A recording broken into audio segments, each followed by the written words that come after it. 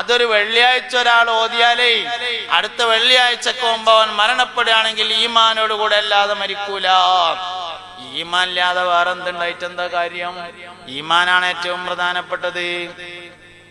ഇന്നിപ്പോ നമ്മള് ഈമാൻ പോണ കാഴ്ചയാണ് കാണുന്നത്. തസവൂഫിന്റെ പേരിൽ വരെ നിരീശ്വരവാദം, യുക്തിവാദം, സർവമത സത്യവാദം പ്രചരിപ്പിക്കുക. ഇന്ത്യ മഹാരാജ്യത്തെ ആദ്യമായി സർവമത സത്യവാദത്തെ കൊണ്ടുവന്നത് ദീനി ഇലാഹി എന്ന മതം അല്ലെങ്കിൽ പ്രസ്ഥാനം സ്ഥാപിച്ചിട്ടുള്ള ചക്രവർത്തിയാണ്, അക്ബർ ചക്രവർത്തിയാണ്. ഇന്ത്യയിൽ ആദ്യമായി സർവമത സത്യവാദം കൊണ്ടുവന്നത്. അതിങ്ങനെ വളർന്ന് വളർന്ന് വന്ന് ഇന്ന് കുറച്ച് വിദ്യാഭ്യാസം ഉള്ളവർക്കൊക്കെ സർവമത സത്യവാദം തുടങ്ങിയിട്ടുണ്ട്. ചില പ്രഭാഷകരൊക്കെ പ്രസംഗിക്കണേക്ക എല്ലാ മതവും ഒന്ന് തന്നെയാണ്. എല്ലാ മതവും ഒന്നൊന്നുമല്ല, മനുഷ്യൻ ഒന്ന് തന്നെയാണ്, അതിൽ കുഴപ്പമൊന്നുമില്ല. മാനുഷികമായ പരിഗണനയ്ക്കും മാനുഷികമായ സൗഹാർദ്ദത്തിനും മാനുഷികമായ യോജിപ്പിനും മതം ഒന്നാവണമെന്നില്ലല്ലോ. എല്ലാ മതവും മനുഷ്യത്വത്തിന്റെ പ്രാധാന്യം പറയുന്നുണ്ട് എന്നുള്ളത് ശരിയാണ്. പക്ഷെ എല്ലാ മതവും ഒരേ മാതിരിയല്ല. ഇന്നദ്ദീന ഇൻദല്ലാഹിൽ ഇസ്ലാം, അള്ളാഹുവിന്റെ അടുക്കൽ സ്വീകാര്യോഗ്യമായ മതം ഇസ്ലാം മാത്രമാകുന്നു എന്നാണ് മുസ്ലിങ്ങളുടെ വിശ്വാസം. എല്ലതും ഒന്നാണ് എന്നുള്ള വിശ്വാസം നമുക്കില്ല.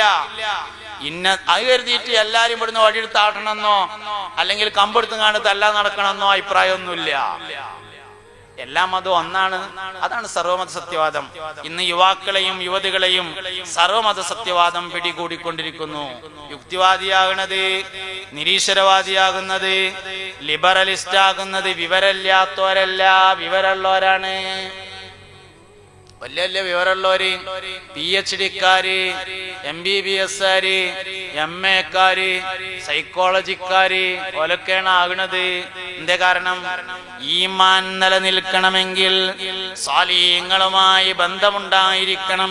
ഈ ഉമ്മത്തിലെ ഏറ്റവും ഈമാനുള്ള മനുഷ്യൻ മഹാനായ സയ്യിദുനാ അബൂബക്കർ സിദ്ദീഖ്, അഫ്ളലുൽ ബശരി ബഅദൽ അംബിയാഇ അല തഹ്ഖീഖ്, അമീറുൽ മുഅ്മിനീന സയ്യിദുനാ അബൂബക്കർ സിദ്ദീഖ് റളിയല്ലാഹു അൻഹു ആകുന്നു.